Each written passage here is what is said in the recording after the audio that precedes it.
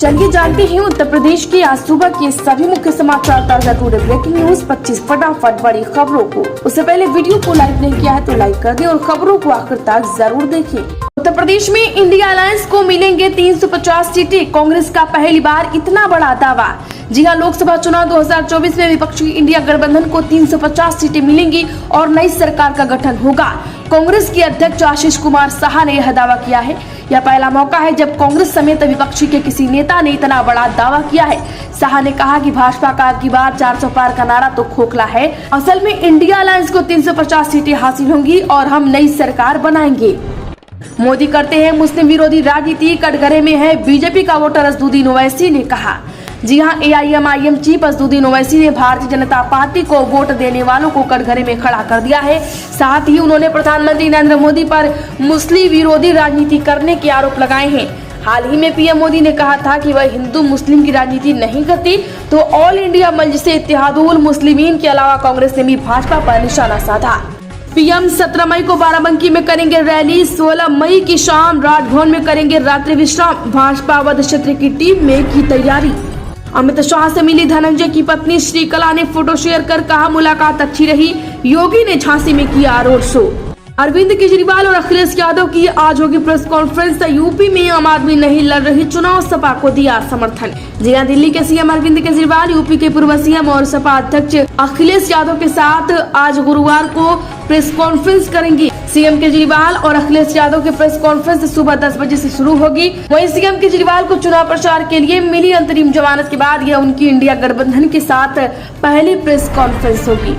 लखनऊ में राजनाथ बोले यूपी में अब कट्टे नहीं मिसाइलें बनेंगी, अटल जी के सपने को पूरा कर रहा हूं।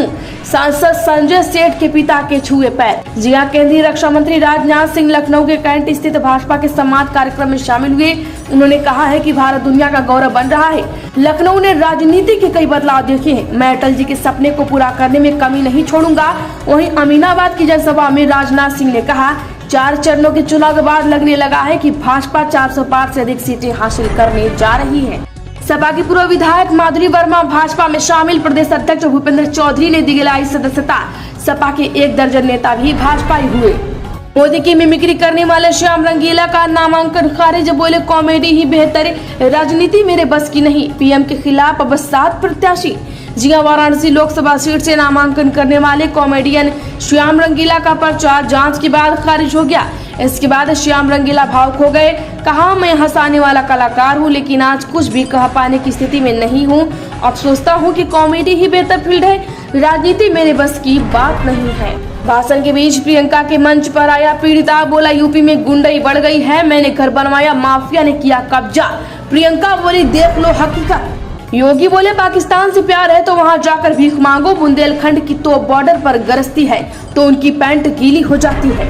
तेलुगु फिल्म में बिहारियों पर आपत्तिजनक टिप्पणी का मामला। लखनऊ हाई कोर्ट में डाली गई याचिका। फिल्म में बिहारियों को गंदगी फैलाने वाला बताने का आरोप। रॉबर्ट्सगंज लोकसभा चुनाव के लिए नामांकन पत्रों की जांच पूर्ण। 14 प्रत्याशी के नामांकन पत्र वैध, 10 अभ्यर्थियों का नामांकन पत्र कमियों के कारण हुआ निरस्त। विजय बोले भाजपा सरकार में किसानों गरीबों का शोषण, मोदी परिवार केवल भ्रष्टाचारियों का परिवार बन गया है, इससे देश गर्त में जा रहा है। जी हां, मध्य प्रदेश के पूर्व मुख्यमंत्री दिग्विजय सिंह कांग्रेस प्रत्याशी प्रदीप जैन के समर्थन में उत्तर प्रदेश के ललितपुर पहुंचे। यहाँ उन्होंने कहा कि इस बार बदलाव होगा।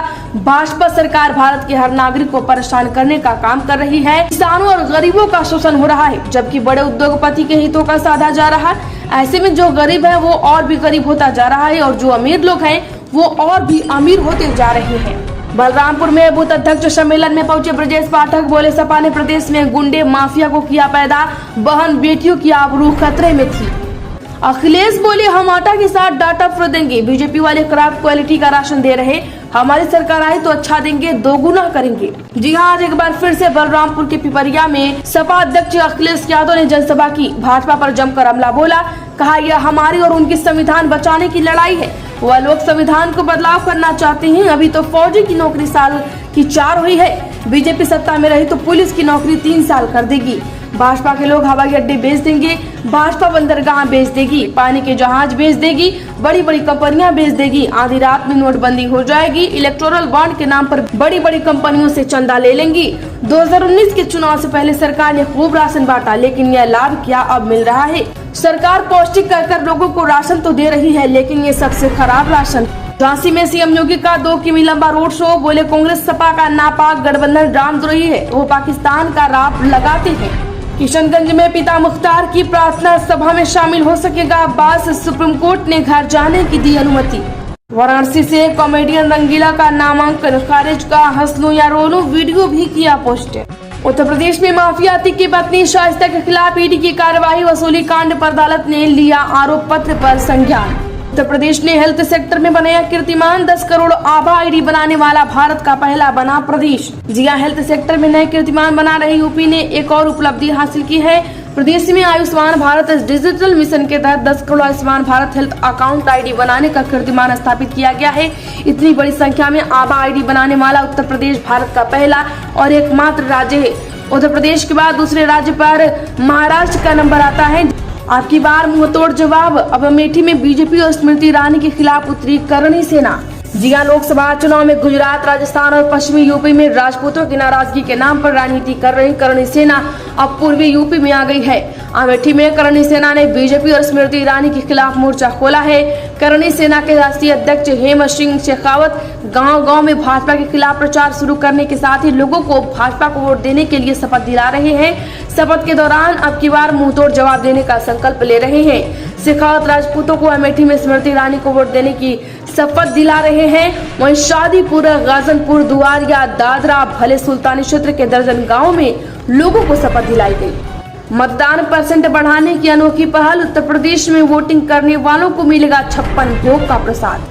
10 साल से वो यही कर रहे हैं। पीएम मोदी के हिंदू मुसलमान न करने के संकल्प पर बोली प्रियंका गांधी।